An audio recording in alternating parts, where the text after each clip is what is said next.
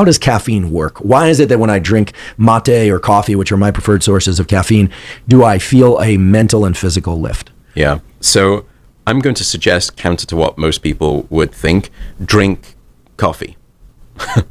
Or mate. Is mate okay also? Yeah. Or whatever form you enjoy. Well, we'll come on to sort of why I suggest that, but when it comes to coffee, I would say the dose and the timing makes the poison. Mm-hmm. So let's start with how caffeine works. Caffeine is in a class of drugs that we call the psychoactive stimulants. So it works through a variety of mechanisms. One is a dopamine mechanism. Dopamine we often think of as a reward chemical, but dopamine is also very much an alerting neurochemical as well. And caffeine has some role, it seems, to play in increasing dopamine.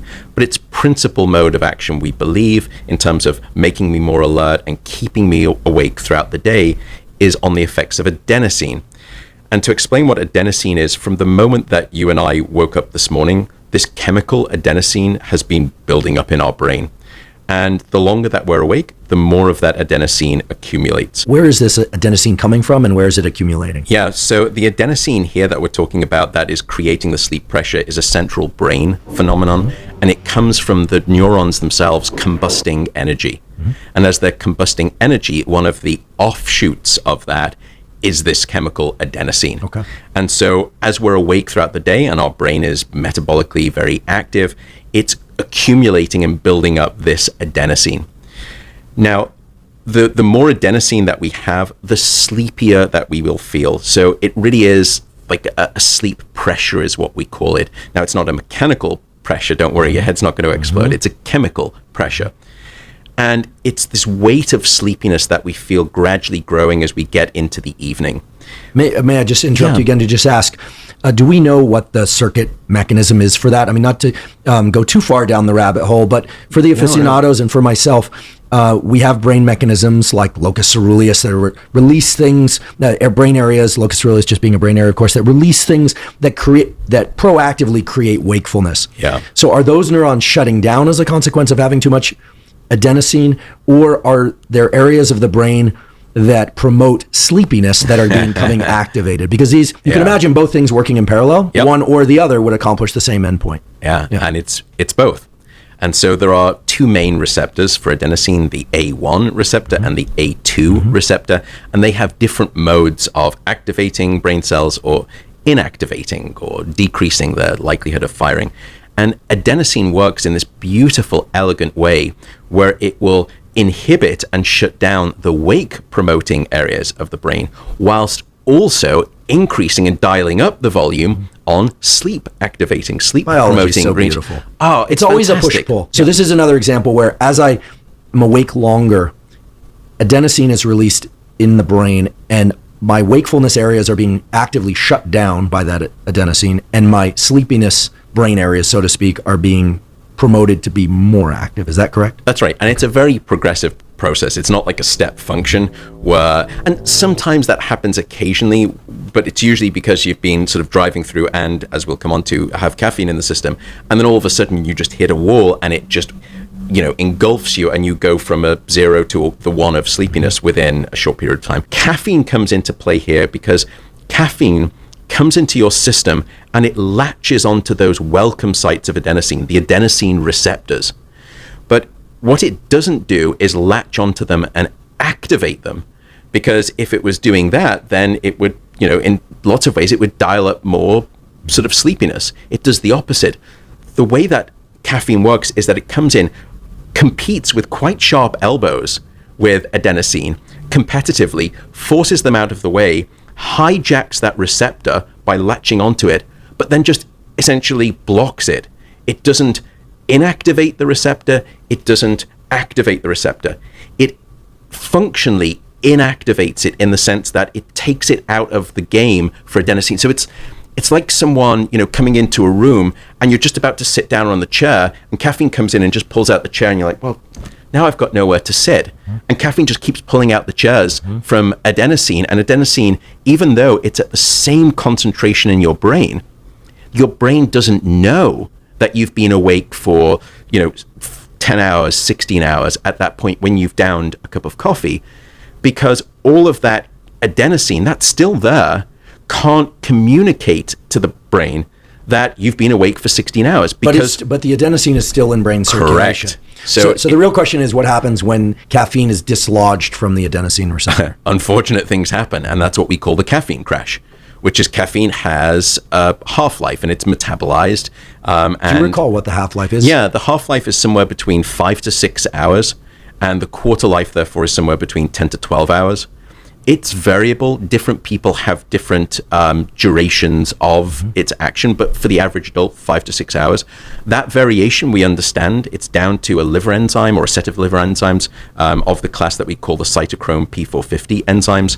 And there are two, I think last I delved into the data, which is pretty recently, there are 2 gene variants that will dictate the enzymatic speed with which the liver breaks down caffeine. And that's why you can have some people who are very sensitive to caffeine and other people who say, I just doesn't affect me really that much at all. These are the people that have a double espresso after a 9 p.m. dinner and can sleep just fine. Well, and we'll come on to... Or at least subjectively, they think they're sleeping. Subjectively, yeah. And we should speak about that assumptive danger too.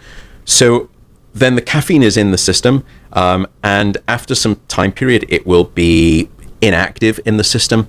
So let's say that, I've been awake for 12 hours now, and it's, 8 p.m., and I'm feeling a bit tired, but I want to push through and I want to keep working for another couple of hours. So I have a cup of coffee. All of a sudden, I was feeling tired, but I don't feel like I've been awake for 12 hours anymore, because with the caffeine in the system, maybe only half of that adenosine is being communicated through the receptor to my brain. 100% of the adenosine is still there. Only half of it is allowed to communicate to my brain. So now I think, I haven't been awake for 12 hours. I've just been awake for 6 hours. I feel great.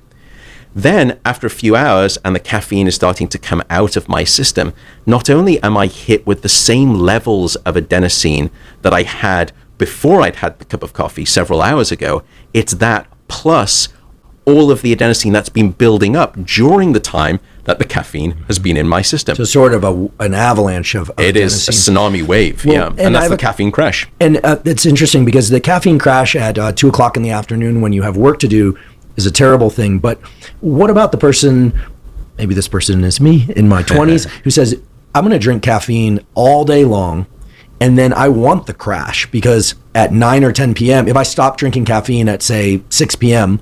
and I crash, then I crash into a slumber, a deep night of sleep. Yeah. Is that sleep really as deep as I think it is? Because given the half-life of caffeine that you mentioned a few moments ago, I have to imagine that having some of that caffeine circulating in my system might disrupt the depth of sleep or somehow the architecture of sleep in a way that even if I get 8 or who knows, even 10 hours of sleep, it might not be as restorative as I would like it to be. Yeah. And that is the danger, just sort of that, those people that you described who say, and a lot of them will speak with me too, say, look, I can have 2 espressos with dinner and I fall asleep fine and I stay asleep. Because usually those are the 2 phenotypes that we typically see with too much caffeine. I just can't fall asleep as easily as I want to, or I fall asleep, but I just can't stay asleep. And caffeine can do both of those things quite potently. How late in the day do you think is... Assuming somebody, translate this, folks, if you go to bed earlier or later, you have to shift the hours accordingly. But given somebody who typically gets into bed around 10:30 and falls asleep around 11:30, when would you recommend they halt caffeine intake? And these are not strict prescriptives, but I think people do benefit from having some fairly clear guidelines of what might work for them. Would you say cut off caffeine by what time of the day? I would usually say take your typical bedtime and count back sort of somewhere between 10 to 8 hours is probably getting a little bit close, but take back sort of 10 hours or 8 hours of time. That's the time when you should really stop, using caffeine is the suggestion. And the reason is because for those people who even just keep drinking up until, into the evening, you're right that they can fall asleep fine, maybe they stay asleep, but the depth of their deep sleep is not as deep anymore. And so there are 2 consequences. The first is that for me, and it can be up to by 30%, and for me to drop your deep sleep by 30%, I'd have to age you by between 10 to 12 years, or you can just do it every night to yourself with a couple of espressos. The second is that you then wake up the next morning and you think, well, I didn't have problems falling asleep and I didn't have problems staying asleep. but I don't feel particularly restored by my sleep. So now I'm reaching for 3 or 4 cups of coffee the next morning rather than just 2 or 3 cups of coffee. And so goes this dependency cycle, that you then need your uppers to wake you up in the morning. And then sometimes people will use alcohol in the evening to bring them down because they're overly caffeinated. And alcohol, and we can speak about that too, also has very deleterious impacts on your sleep.